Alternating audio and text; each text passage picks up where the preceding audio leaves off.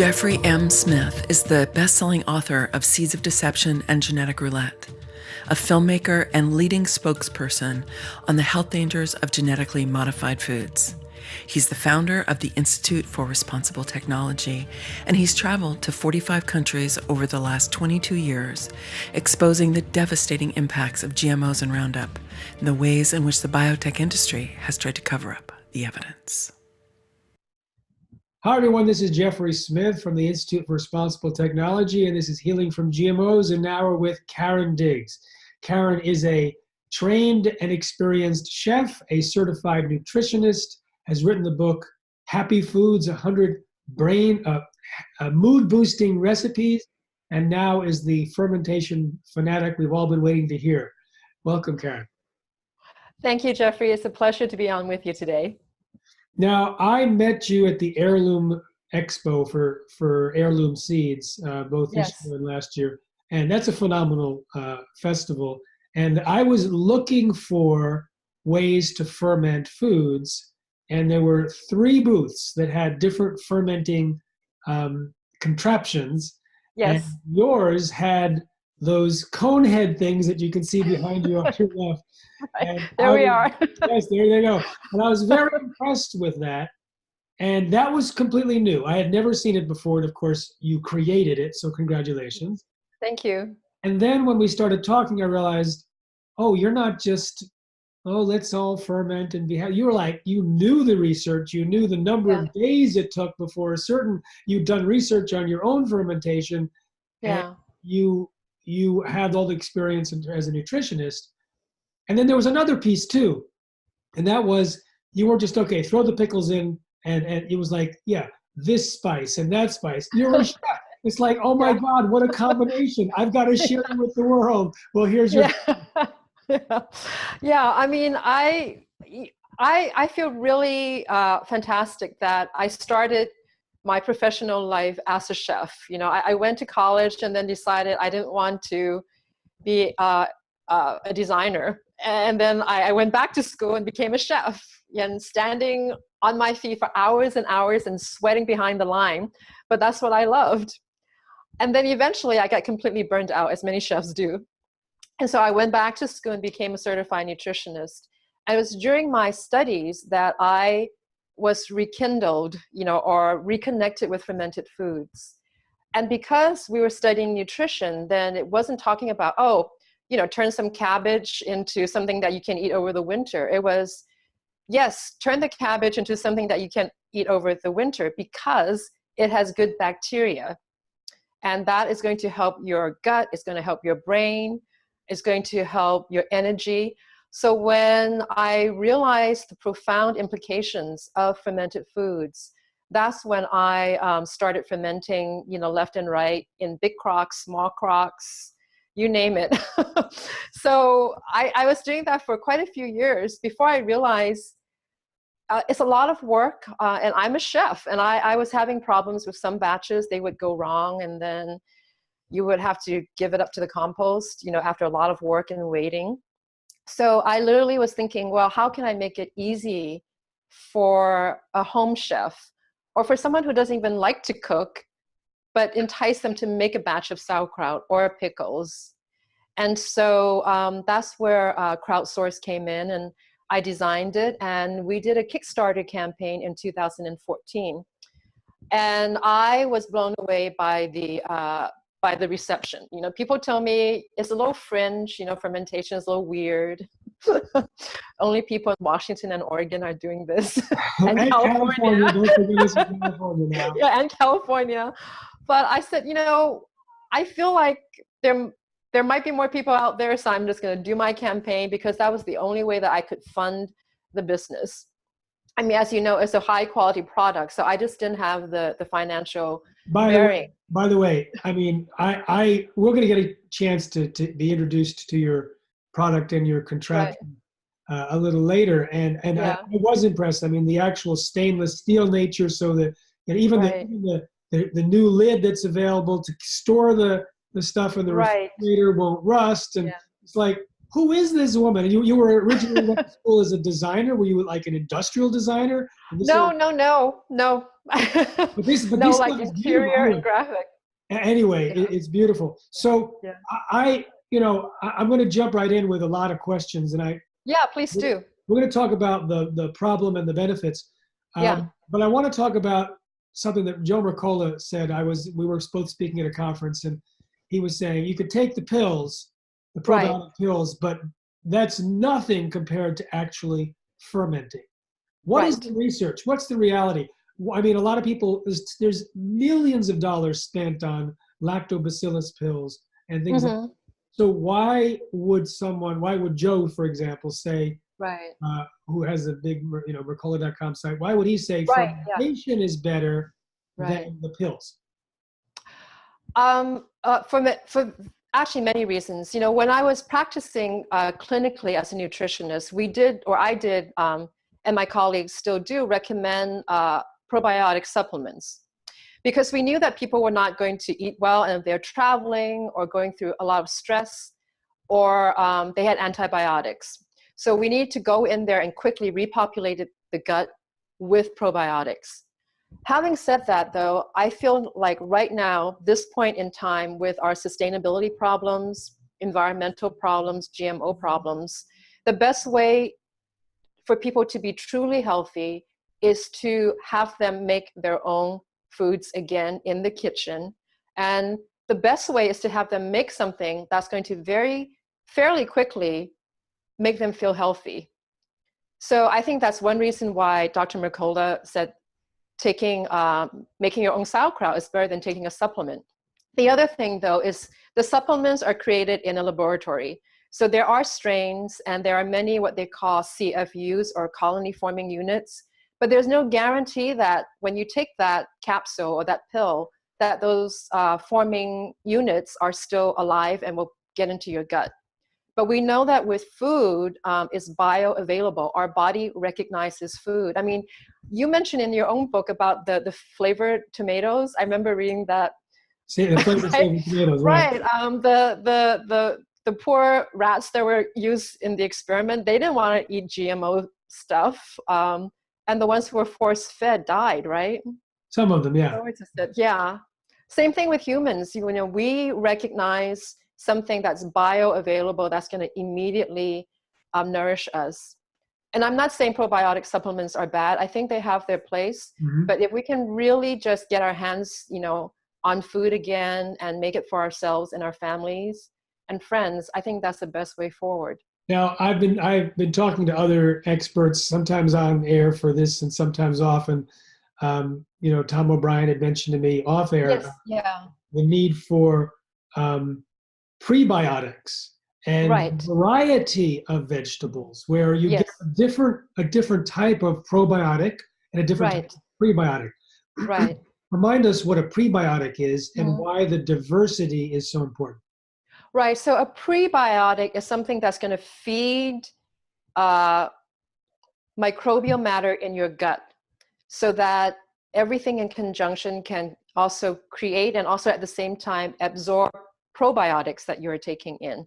So just to make it more real, a prebiotic could be the fiber that's coming from artichoke, because it's what we call an oligosaccharide. It's a long chain carbohydrate molecule that when you eat it, the fiber in that molecule is going to feed the bacteria in your gut, and they're all happy and they're like, okay, we like this, so we're gonna make some vitamins, we're gonna make some enzymes, we're gonna make some probiotics. All right. Yeah, so that's the prebiotic, right? And so what I'm getting, confirm me, because this is what Tom told me, and from your experience, when you are doing lots of different vegetables, you're getting the diversity. Right, variety is key here. Yep, absolutely.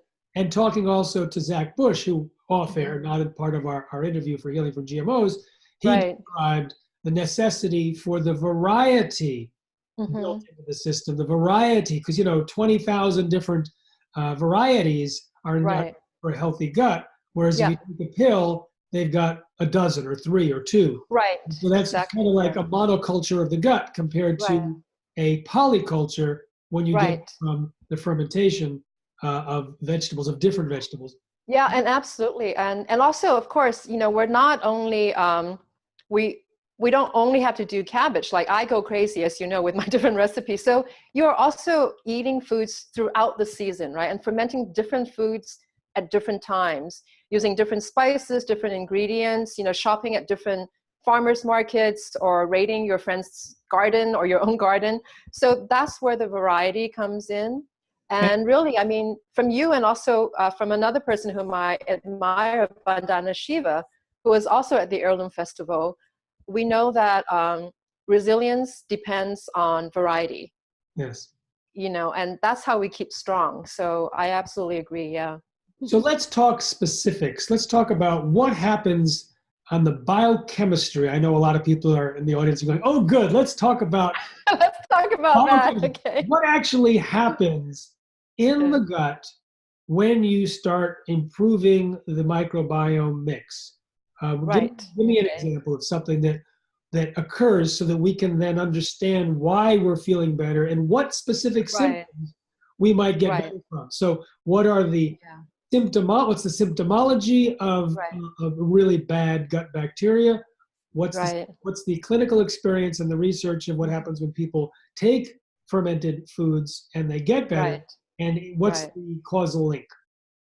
Okay, so typically when people are suffering from a lot of digestive issues, there's bloating, they're not regular, they get tired because of the systemic pain that it can cause. Even if it's a low-grade pain over time, it's very draining on your energy. So what fermented food does is once you start to eat it in small amounts but consistently, it's going to repopulate your gut with good bacteria, a lot of the lactobacilli strains. And if you have a lot of what we call bad bacteria, then the good ones will populate over time and they're able to fight off the bad ones. And when I say bad, we really need a balance. There isn't really anything bad, but is everything in balance? So if you can eat fermented foods regularly, over a period of time, it will repopulate the gut with good bacteria, bring things into balance. At the same time, it will help your digestion. So with each meal, when you're eating a little serving of fermented foods or a beverage, it will help you pull in the nutrients from that meal. And so it will also drive other body processes, like making enzymes, creating body tissues. There's a lot of things people don't appreciate in the course of a meal. There's your macronutrients, there's your carbohydrates, your fats, and your protein. We need those components to create who we are and to replenish, to keep us healthy, it's anti-aging, good for your brain. But those nutrients need to be pulled out. And so that's the power of fermented foods. It helps with digestion. It helps to repopulate the gut with good bacteria. And over time then, the bloating typically will go away. People just feel better because so many people actually feel awful after a meal. Like they feel bloated, they get a little brain fog, they feel tired, and they just take it for granted. Like that's just the way it is, It happens after every meal. I myself was like that too, by the way, when I was a chef. And I just thought, that's just the way it is. Until I got better and I'm like, wow, I'm rarely tired after a meal. I'm never bloated nowadays, and I have a ton of energy. People give a story around that. Look, all the energy in the brain is going to digestion, so everyone shuts down. And you're saying that if it's not true. Okay, well, not true. Interesting myth to bust. Go ahead. Right. I mean, it's true that blood will go to the digestive tract to facilitate that, but it's not true that you would just feel tired. That's because you're eating the wrong food. You're eating too much sugar or carbohydrate, and probably your digestion is faulty. So in terms of digestion, unfortunately, as we age, the hydrochloric acid or HCl starts to decline. That's why typically a teenager can eat, a slice of pizza, have a chocolate shake, have some gummy bears, a candy bar, ice cream, and then go back and do the same thing, in 2 hours. Yeah, I was a teenager. I ate really badly too when I was a teenager, and you didn't feel the blunt of it. But as you age, if I ate those items in 1 hour, I would not be faring well. And that's because our hydrochloric acid declines as we age.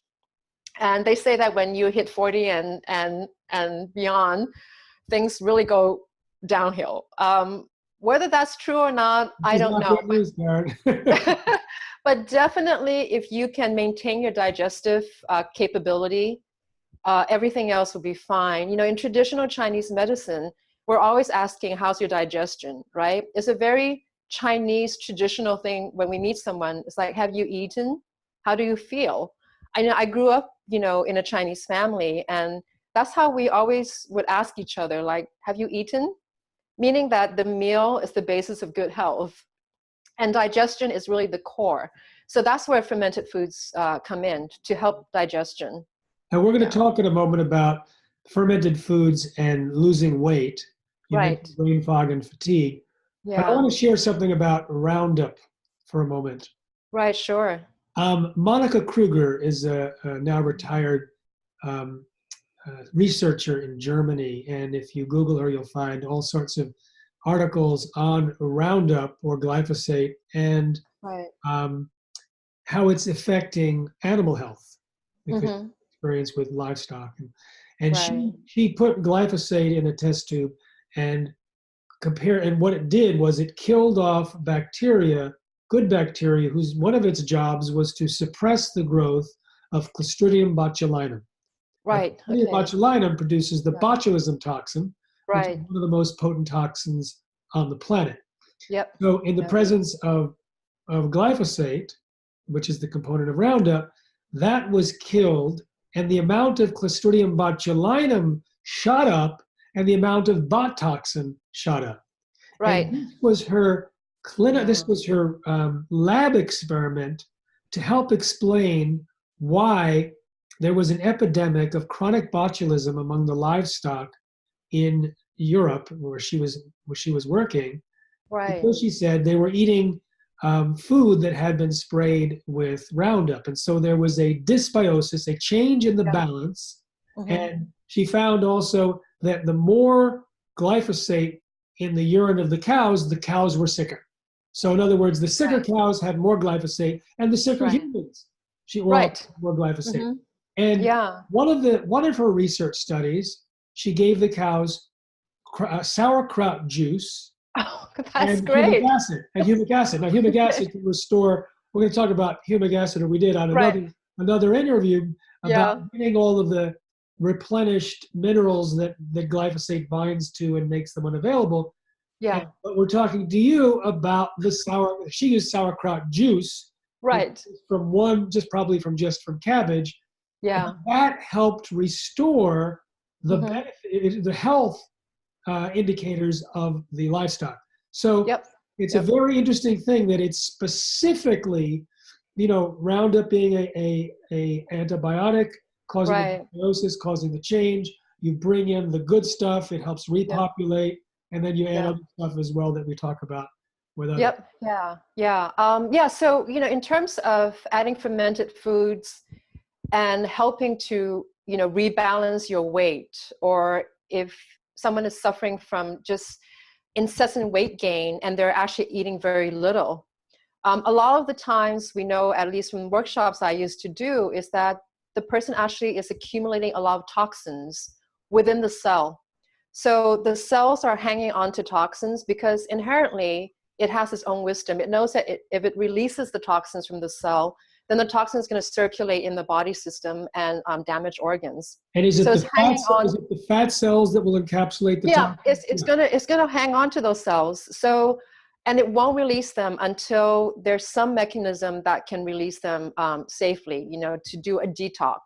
And that's why when I used to work with overweight clients doing weight loss, the first thing that we did was put them on a very gentle detoxification program. And just that alone will help them lose like 5 to 10 pounds. Now, it's interesting that I call the three major actions of the microbiome, and you may have more to add to my list. Detoxification is one of them. digestion is another, and immunity is Right. the third. Yeah. So this detoxification, let me just be clear, the fermented bacteria in the different krauts, whatever vegetable you're doing, does that specifically create the type of bacteria in our gut that is responsible or participates in detoxification?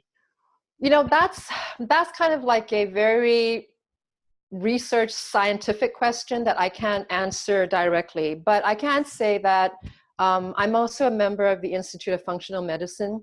So I've attended conference, and during one of the conference 2 years ago, there was a doctor talking about the ability of a cabbage or cauliflower, vegetables that has indo-3-carbinol or in the cruciferous families, being able to help detoxification, because it actually taps into a certain receptor on the cells that helps detoxification of the cell. But he did say that the component from the cruciferous vegetables are really best activated when you have good digestion. So that's when the eureka moment came for me. Sauerkraut is cabbage, which is cruciferous vegetables, and in the fermentation, it potentializes your digestion. So in sauerkraut, you're doing both. You're ingesting the indo-3-carbinols as well as other minerals and vitamins, but at the same time, it will help digestion. So that combination, I think, really helps to turn on the inherent detoxification mechanism on your cells so that you are detoxing very gently. And I can't stress this enough. People sometimes go through very stringent detoxification systems or programs, and it could actually have a negative effect if you do it too strongly. So by eating fermented foods on a regular basis, you are detoxifying very gently, consistently all the time. And I think, moderation here is the key. Now, we got the detoxification piece for weight loss. There's other pieces there too. And before we jump to the other pieces, which is the balance between the two types of bacteria that I was introduced to by David Perlmutter, and he's in Secret Ingredients, and talks about the gut biome as affecting weight. I just want to talk about the detoxification as well, because every time I hear every single detail what you're talking about, it relates to healing from GMOs and from Roundup. Now, Roundup, what it does is it binds to certain minerals, making them unavailable, and certain minerals, trace minerals, which are available in short supply, need to be present for certain metabolic pathways to function. So the Schiff pathway requires certain, and so does the P450 cytochrome pathway. Now, the P450 cytochrome pathway creates these CYP enzymes, and they're really important in the digestion or the detoxification of the liver. Right. And, there was a whole article written by Samson and Seneff about what if glyphosate damages the P450 cytochrome pathway, and they listed all the Western diseases, the disease from a Western diet can be linked to that particular disablement or alteration of that particular pathway. So very specifically, if we are, just theoretically, if we are messing up the detoxification mechanism in the liver, it means that all of the other poisons that are normally detoxed can be amplified. And so if we're taking glyphosate in our system and it's wreaking this havoc on our detoxification, then we are accumulating toxins at a very high rate compared to if we weren't having it. And so the detoxification protocol is particularly important. And also there was I did an interview with Stephanie Seneff about how glyphosate can, this one particular kidney disorder that's happening, killing farm workers, and their kidneys are damaged, and there's arsenic in the environment. It might be because of the arsenic. So she explained that the glyphosate binds with arsenic and then smuggles it through the system. It normally would be kept out, but in a bound sense, it smuggles into the system, gets into the environment of the kidney where it separates, and then both end up damaging the kidneys. So we end up bringing in more toxins because of glyphosate. We end up disabling the detoxification pathways if P450 cytochrome pathway is damaged. And so the detoxification protocols are absolutely necessary to heal from GMOs. So Now, as I said, let's get back to talk about those two types of bacteria. One helps promote fat, one helps promote skinny. This has been shown in rats. Right, So, right. And I would have to say, you know, the research into the microbiome, it's so fascinating, but it's so new right now that microbiologists such as Rob Knight, who started the American Gut Project, I've had my microbiome sequenced by them twice. Wow. And also the sauerkraut that I made too. But, you know, according to them. Karen, I am impressed. I'm impressed. Okay. You know, some people go to 23andMe and say, hey, I got my DNA. But you don't. No. Okay. No. Talk to me about what's inside. Okay, go ahead. Okay. But anyway, according to him and, you know, the researchers that work with him, they do say, you know, it's great that we can, you know, sequence everything. We're collecting a huge body of data. But at this point, it's so complex that it's very hard to quantify into this is good, this is bad. But according to just very preliminary research, they've looked at mice, you know, in terms of two types of bacteria. There's the Bacteroides, one family of bacteria, and there's the Firmicutes. And so just, and what have they done with the mice? They've inoculated obese mice with the Bacteroides. And after the inoculation, they stabilize in their weight. Okay.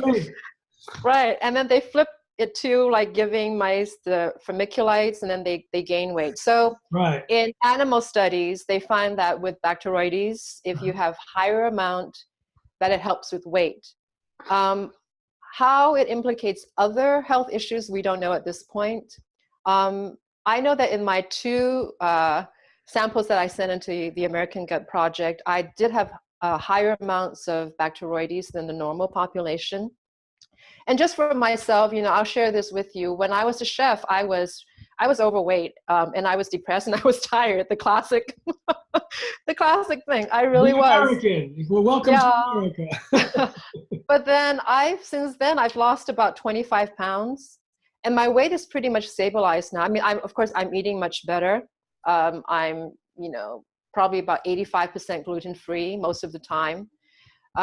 But the one thing that I know has been consistent for the past 5 or 6 years, I've been eating fermented foods very regularly. And so, you know, this is anecdotal, I know, you know, for myself, but yeah, so there are studies out there if people like to, you know, research those. But I say the best proof is on yourself. You know, start eating some sauerkraut or pickles that you make at home ideally. And also, of course, look at your diet, no GMOs, you know, get enough sleep, and the results will be remarkable and faster than most people think. So is it, before we get into the mechanics of how to do this and how to make it simple and delicious and become part of your lifestyle, is there any other research or clinical experience that you want to share of people when they switch to a fermented food addition to their diet on a regular basis, what symptoms they've noticed have gone away? Yeah, well, you've mentioned immunity. So definitely, again, related to digestion, really, when people are eating fermented foods on a regular basis, it helps to stimulate the immune system. I mean, you know, because really, most of our immune system is located in the gut. So whatever you're doing in the gut to facilitate digestion is going to help stimulate your immune system. And also the transport of certain neurotransmitters into the brain. And so your immune system will get better. And then that will also help to lift that brain fog or cognitive issues that someone might have.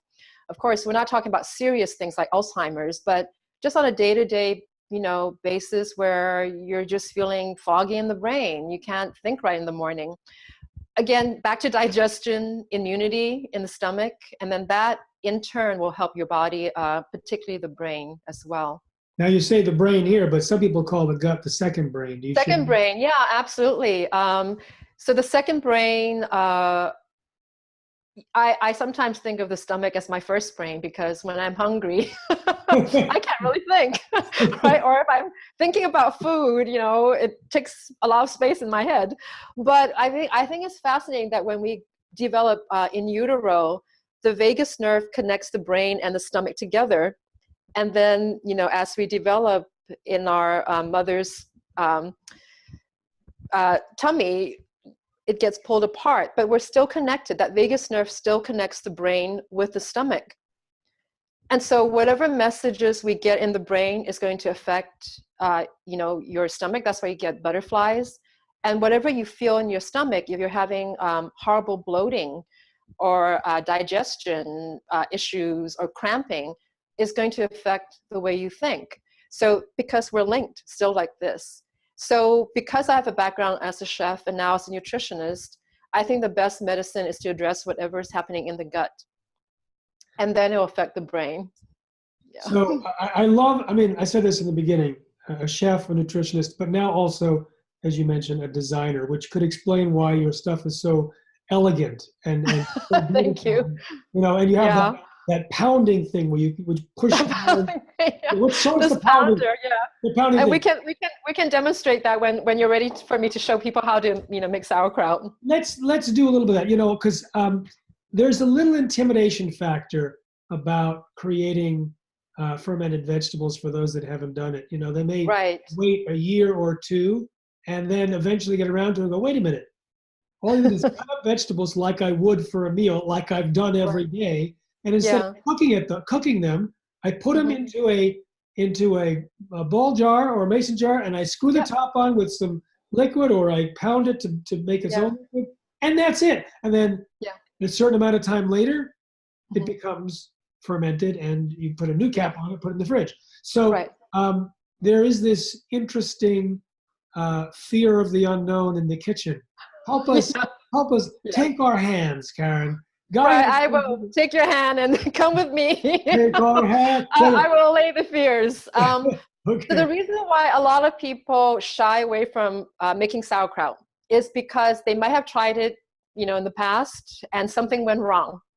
Typically, something developed on top, or it got very mushy, or when they opened it, it smelled horrible, and they're like, yuck, can't eat this, something went wrong, goodbye. And they never try it again. But then, of course, this information keeps on coming at you. Fermentation is good and healthy. So I encourage people to definitely try it again, but I'll just give you a few basic rules to go by. One is that the sauerkraut that you are making, it needs to stay submerged underneath the brine. So the brine needs to rise up. Whatever vegetables you are using, it needs to be pressed under, staying submerged underneath the brine. Second, Lacto-Fermentation, which is sauerkraut fermentation and other vegetables and fruit, needs to be anaerobic, so no oxygen going into the vessel that you're fermenting. And so if you are using something that's not ideal, allowing oxygen to go in, then it has a high chance of spoilage. So staying submerged, no oxygen going in. At the same time, fermentation causes CO2 or gas. So I always tell people you need to let your sauerkraut outgas or burp. Okay. Because if the CO2 is stuck in that container, whatever container you're using, it has the potential of exploding. But also I find that if the CO2 is not allowed to escape, it doesn't create a very good ferment. It's not tasty because that gap is trapped inside. It needs to be released. So these are the three very basic factors. The other two would be use a high quality salt. Something like a Celtic sea salt is great, or Himalayan salt is good, but no table salt, because that's just straight sodium chloride. It doesn't taste good and is bad for you. And then water does matter. So if you can filter your water, or at the very least bring it to a boil and allow it to cool off, that way you can assure that you have a better quality water if you're making something that needs a brine to be made. And so, and for people who don't like to cook, I tell them you're not cooking. That's right. All you need to just get a head of cabbage, chop it up.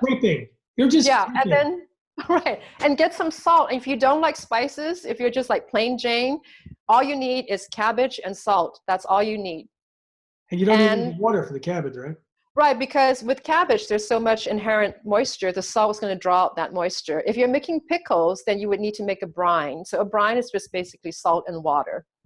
Now, So all of this is in the recipe book, and we have a special offer, by the way, for people. Right, yeah. So it's in this recipe book, but also, for the audience, I have tutorial videos on my website that you can access for free. So if you're like, I can't do this, watch the videos. We'll show you how easy it is. And, once people get started, what I find really great is that parents will tell me, you know what, my little girl loves pickles. She can't get enough of it. The other day, I was actually with someone, and her grandson, who's 3 years old, actually 4 years old, he went up to her, like pulling her, and she told me, like, oh, he wants a snack. So I thought she was going to give him like candy. She takes him away. He comes back, and he's like munching on a pickle. It blew me away. And by the way, when you're in charge of your own fermentation process, you can determine how sour. Do you like something more sour? Right, yeah, you can do a half sour. You can let it ferment a little longer. And the cool thing is you don't waste anything. The brine can be used to make a salad dressing. You can drink shots of the brine. I made stuff. That's good. I've actually used your system, and I end up now with refrigerator, and we eat something every meal. And we had some guests over, and we served them some sauerkraut, some brine, and with little tiny balls of chicken. Oh my God, that's incredible! We filled it up again. We ended up giving her a bottle because she loved it. Yeah. So there are companies that are selling it now in a glass bottle for $5 or $6. And it's what they fed the cows. The sauerkraut juice. Yeah. So now you neglected to say something when you talked about the three important pieces. It has to outgas, but it has to outgas, no oxygen going in, and submerged underneath the brine. Now, can you pick up one of your cone heads? One of my cone heads. Yeah, crowdsource. Well, I mean, people can see in the back, but I actually have this delicious relish that's fermenting right now. Persimmons, pomegranates, and purple onions. Wow. So it's going to be my relish for the Thanksgiving meal. Wow. I don't know how well the audience can see it, but the ingredients are here, right? And then the brine is right here. So everything is being pressed underneath the brine. The thing is, the pressing, this is what's interesting. The pressing. When I went around the Heirloom Festival a couple of years ago, people had ceramic weights, they had various things, but you built like this system all in. So I was like, whoa, no wonder you got the money on. So this is, because, it's a little hard to show everything in this format, I already packed some cabbage that has salt into a jar. So, all you need to do to make sauerkraut is cut up your cabbage, and I'll just give you some quick ratios here. If you were using a quart size wide mouth mason jar. All in your recipe books. Okay, go. Okay. Good. Yeah, it's all in the recipe. 1.5 pounds of cabbage can be packed into 1 quart-sized mason jar. So you just massage the cabbage with some salt in a bowl, and then a little bit of the liquid. How much salt? How much salt? I like to use 1 tablespoon of salt to 1.5 pounds of cabbage. All right. But you can adjust that, to your own taste. Once you've done that, you pack it into the jar, and it's actually helpful to use a kraut pounder like this, and particularly successful for using one that's called crowdsource. I'm just joking. You don't have to have this. It's much better than, right? Okay. You can use the back of a rolling pin, but then you want to pack in your sauerkraut like this very tightly until it reaches the shoulder, because you want to have some head space. As time goes by, like in the next 24 hours, because we're using cabbage, there'll be more liquid released, and that will constitute the brine. So once you have that set up, crowdsource works like this. There's the press, and there's the spring. And this is the moat, which acts as a water seal. So all you need to do is put that together, put this onto a jar, and you can just use a regular mason jar ring. Once it's on, you let this little guy drop. And I don't know if you can see the weight pushing everything Oh, down. it totally did. So it's spring-loaded, It's spring-loaded, right? You turn it. This is. I found this brilliant. Okay. Yeah. So I don't know how you designed this, but it's like some meditation. All of a sudden, boom, you got it. It actually came to me while I was taking a shower. There you go. All right. So it pushes it down. Right. In. Yeah, so you can see that spring load. Yeah. Yeah. So it's going to keep everything pressed underneath. And then the last thing you do, because remember, it needs to be oxygen free, no oxygen going in, but there's a little opening so that the CO2 can escape. So this is where the last part comes in. You want to fill this ring here or this moat with tap water and then put a cap on it. That way the water is a barrier against oxygen going in, but the CO2 can actually escape. So then it's a closed system, and then you can ferment very safely in this environment. So, and actually, I based my design on traditional crocks. I'm going to have to stand up and lift this one. It's a very heavy crock like this. These are oak crocks that were designed in Asia and also Eastern Europe. And if you lift it, it also has a moat like this. So that was the genesis of my design. So I'm actually very glad that I used something very ancient, but making it modern so that we don't have to struggle with a big crock. I mean, I still love these big crocks. They're just hard to deal with, especially if you're new. But kudos to you for adding the spring-loaded weight, because otherwise you have to put weight, literally put. Yeah, you have to put weights on. Yeah, and with the spring load, because it has the little handle, the little top like that. If you want to open it and test it, you don't have to dig your finger in. You can just lift this out, and then you can taste what you're fermenting, and then just put everything back in place. Good to know. I didn't, like, there's this mystique, like, oh, don't touch it, because if you touch it, it's like. Yeah, I mean, there are some systems where the weight actually falls in, so you do have to kind of, extract it out. But with this, the little handle makes it easier, so you don't have to actually touch your ferment. You can just go in there with, take it out, use a fork, taste the sauerkraut, and if you like it, it's good to go. If you want to let it ferment a little longer, that's good too. And how long? Yes, I was hoping you would ask me. Yes. Karen, I'm so glad you asked how long we been. Okay, traditionally, when people used to do it in the big crocks, if you read old recipe books, the instruction is you have to wait at least 4 to 6 weeks for it to ferment properly. True, because you're making it in a big vat, but we're doing it in a mason jar, so the volume is much smaller. So I have found, well, when I started fermenting, I was told that, when you're doing it in a mason jar, a minimum of 6 to 7 days, because it takes that long for the probiotics to develop. And so what's happening here in those number of days is that during the first 2 to 3 days, there's actually a specific microbe called leuconostic mesenteroids. They populate the ferment during the first 2 to 3 days, 2, 3, 4 days. And then they sort of, kind of like a bell curve, they die down. But then the dying off will allow the lactobacilli strains to come up. So it takes that long. So we always say a minimum of 6 to 7 days fermentation at room temperature. Once you're done with your 6 to 7 days, there'll be the lactobacilli strains or the probiotics existing in there. So if you're eating sauerkraut for the health benefits, then you want to do a minimum of 6 to 7 days. And you've actually submitted your. Yeah, back to the American Gut Project, because I was doing a presentation and, Rob Knight was the keynote speaker. So he very generously allowed other speakers to send in additional samples. So I sent in the sauerkraut. I swapped my kitchen floor, my pillowcase. I sent in different samples just because I was curious. So I did send in my sauerkraut that was fermented for 8 days. And they did find that there were the leuconostic mesenteroids, those first microbes there. But then they also found that there were then subsequent lactobacilli strains in that 8-day ferment. So that gave me a lot of confidence to say, okay, it's a short fermentation relatively to traditional ways of fermenting, but you can be assured that the probiotics are there.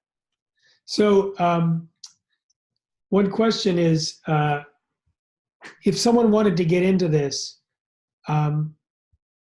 they would need just a top, right, and one mason jar. Yeah, they can. So crowdsource is sold, sort of like that, the 4 pieces that I show you as a single unit. You can get a mason jar at a hardware store, although we also sell the kit, which has a packet of salt and spice.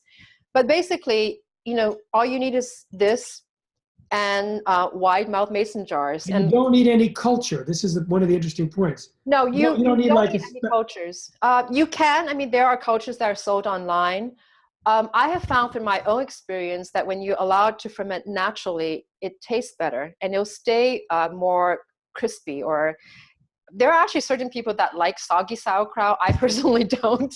So, and also when you allow it to develop naturally, like the leuconostic mesenteroids and then the different strains of lactobacilli, it has this natural course. So if you were eating this, let's say at day 8, you will enjoy perhaps Lactobacilli plantarum because that's what's developing. And then if you eat it at day 15, there'll be other Lactobacilli strains that are naturally occurring. So I feel that I prefer the natural progression rather than adding in a starter. But definitely if you want to use a starter, you can do that as well. But the reason why we can do this type of lactic fermentation is because there are lactic acid bacteria naturally occurring on fruits. That's what I wanted to know. Yeah. And dairy product. That's why we get yogurt. So I want to respect the little microbes. I like to allow them to do their work because they're pulling things from the environment that we're not cognizant of. Again, back to the supplement versus natural food. I think there's an inherent intelligence in the microbes. If we allow them to do their work, they'll give us a great tasting ferment. And I think it's more symbiotic because it's happening naturally. So that's kind of my preference. Now, what also separates you, I think, is when I looked at your menu, at your recipes. Yeah. You actually have entire combinations already created, like you just described what you're creating for Thanksgiving. Right. Which spices to add, which combination. Yeah. So, being a chef, and so look at this beautiful container spices. I don't know if you can see that very well. Don't take it over too much. We're going to have you. I know you're going to have turmeric on your screen. But this is what happens when you make your own stuff at home. You become your own culinary artist. And that's why I get so excited when I go to events or when I teach classes. I'm just really telling people, look, if you want to be an activist, if you want to be a creator, if you want to be a maverick, start in your kitchen. Because by doing fermented foods the way we've talked about, you take control of your own health, of your own body, and no single batch of sauerkraut will be the same as another batch. So it's like we're fighting industrialization, one fermentation at a time. And I think over time, your body will recognize that inherent intelligence, very much with the intelligence that's in a seed. Give it the right condition, it will grow and nourish. I think the same thing with us. If you think of yourself as a little seed, if you're given the right environment, you too will grow and nourish not only yourself, but others and generations to come. And so that's kind of my reason why I'm such a passionate fermenter. And when I hear those words, I'll show you what's coming in my mind. Yeah. So many people have linked the soil ecology with the gut. Yes. Right. There's the biome of the soil, the biome of the gut microbe. Yeah. Yep. And I remember visiting Vandana Shiva's farm, her institute in Navdanya. Yeah, I would love to go there. And they had massive biodiversity and no problems with bugs, no problems with disease, because the biodiversity is the issue. I was talking to Zach Bush, and he was all about biodiversity, and he actually has his clients go to different places so they can breathe the air from different with different microbiomes in the air. It'll help inoculate the system. He said it's the diversity. Yeah. You take a pill every single day with a particular probiotic, then you have a monoculture or several of them that you're developing. Right. You have every day a different recipe. Right. that has the particular bacteria that like to grow on pomegranate or Right. like to grow on leek or like to grow on, on whatever, then you end up with, then I get back to like the soil and the gut, and then I think of this biodiverse farm. Right. And I realize we're creating a healthy biodiversity inside of us. Yeah. And that, once the system is created, the fourth pillar of the microbiome, which is, I didn't mention, is to prevent the leaky gut. Yes. Yeah. That's another aspect of the right. And then that's sort of like the healing process of it. But yeah, you're absolutely right. I gave a talk not too long ago connecting the ecosystem of the environment with our own internal microbiome. And I was inspired at that event to say, the microbiome, our internal microbiome, I think of that as the soil from which we grow. So when you take care of your own microbiome, it's like you're tending to the soil in your garden. You're making sure that, there are quote unquote worms there, the good bacteria, the good microbes, that it's well nourished, that there is a good ecology so that you can grow from that. And the same thing, with the soil, we know that we need, a good mixture of earthworms. We need biodiversity. We need to have different things planted, in that same acre. So there's a symbiotic relationship between plants. It's the same thing in our gut. And I think it's really, really magnificent when that connection happens. Beautiful. Now, is there anything you want to say? Because I'm gonna close on something that's coming to my mind right now. Yeah, no, please do. So one thing that we may forget when we're talking about the science and what we know is we forget what we don't know. And we don't know the vast majority of the types of bacteria in the soil or our gut. We don't know the vast mechanisms that they use. We're just in the early stages, this bacteroides versus the vermiculite, fermentites. We're talking about so many different functions of microorganisms, and we're still at the 50,000 mile view. Yeah. And when we come down, we may find, this particular aspect of the microbiome has this aspect on mood or behavior or this particular disease. And, fermented foods have been part of indigenous cultures forever. It's been part of a healthy diet for so many cultures. Right. And so many of the diseases that we have right now are not the same diseases that these ancient cultures had. Right. And possible that the microbiome health plays a role in that. Yeah. What we are doing is we are traumatizing the microbiome, damaging it when we eat genetically engineered foods that have been sprayed with Roundup, wheat, barley, rye, oats, potatoes, sweet potatoes, orange juice, all of them contain glyphosate if they've been sprayed with Roundup or glyphosate-based herbicides, and many have. Yeah. So we are damaging systematically, reducing the diversity, reducing its role, and we're taking our community that's in this body, where 90% of all of the cells, all the organisms, are bacteria. All the cells, the bacteria cells, the microorganisms compared to human cells. Yeah. So there's a magic that we don't know that may happen. Yeah, I definitely agree with you. Yeah, I mean, as you just said now, one thing that we didn't say specifically to your audience, but we are actually a lot less human than we think, right? Because of the sequencing of the microbiome, they found out that we're only 10, 15% human DNA, and the rest is other, single cell organisms, fungi, viruses, and these live in coexistence with us. And I think, along with what you're thinking, there's something that we just don't quite understand right now. There's something magical happening. I mean, if you can just think back, billions of years when those first single cell organisms created life as we know it on Earth, they still exist in our gut. And so that's what blows my mind. I'm like, wow, that's the connection. They started life on Earth. They are still living in us and on us. And so they are the keys to helping us be healthy.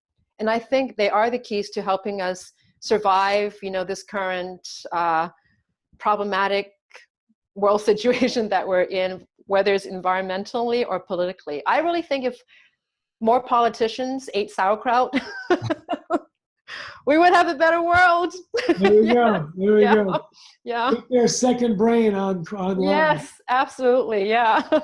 All right. Thank you so much, Karen. And I want to Thank you, Jeffrey. hoping that this becomes the turning point in many people's digestive lives, where I hope so too. they take this and say, well, I've got some enthusiasm about it, and they don't wait.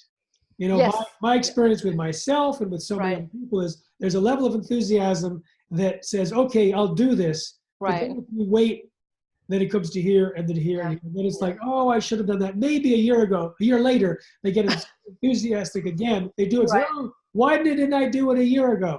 So I would like to encourage people to try, whether you do the crowdsource system and we'll make it easy for people, as you see with the special offer, or any type of system. You use the ancient crux, whatever, or buying real sauerkraut and not the stuff that's been just this flavor that doesn't have any real and you don't want to buy things that are pasteurized because the bacteria, the good bacteria, are not there. So I encourage people to start fermenting. It doesn't matter how, you know. I'll be very happy if you use crowdsource, because I think an aspect of it that makes me happy is because it's something beautiful on your kitchen counter and you can see the results happening, you know. But beyond that, just start fermenting. Don't be afraid of it because it's so natural. It's like, you know, milking a cow. Once you might be afraid of milking a cow, but once you've done it, you realize, wow, you know, people have been drinking, you know, whether it's from a goat, a sheep, a cow. Our ancestors have been doing it for generations, and it's sustained them. Well, I'm not sure if it's a good idea to tell people how easy it is, because it's just like milking a cow. When a lot of people, well, whatever it is, it's okay. like. All right, take that back.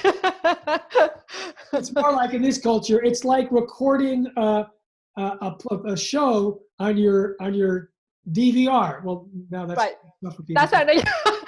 we might need to snip this one off, but no, you know what? Modernize these analogies. Get back to us. In the meantime, enjoy your kraut. Thank you so much. Thank you so much, Jeffrey. All right, safe eating, everyone. Okay. We know our experts are sharing a lot of vital information with you. Don't worry about capturing it all. You can rewatch or re-listen as often as you want to, or share with your friends and family when you invest in one of our affordable educational packages. When you do, you'll receive the video and audio recordings and the transcripts, plus a list of each expert's recommendations to refer to. In addition, when you choose the Platinum Edition for just $97, you will also receive discounts of up to $350 to $750 on supplements, books, and programs offered by our speakers. Simply click the link below to learn more and to purchase.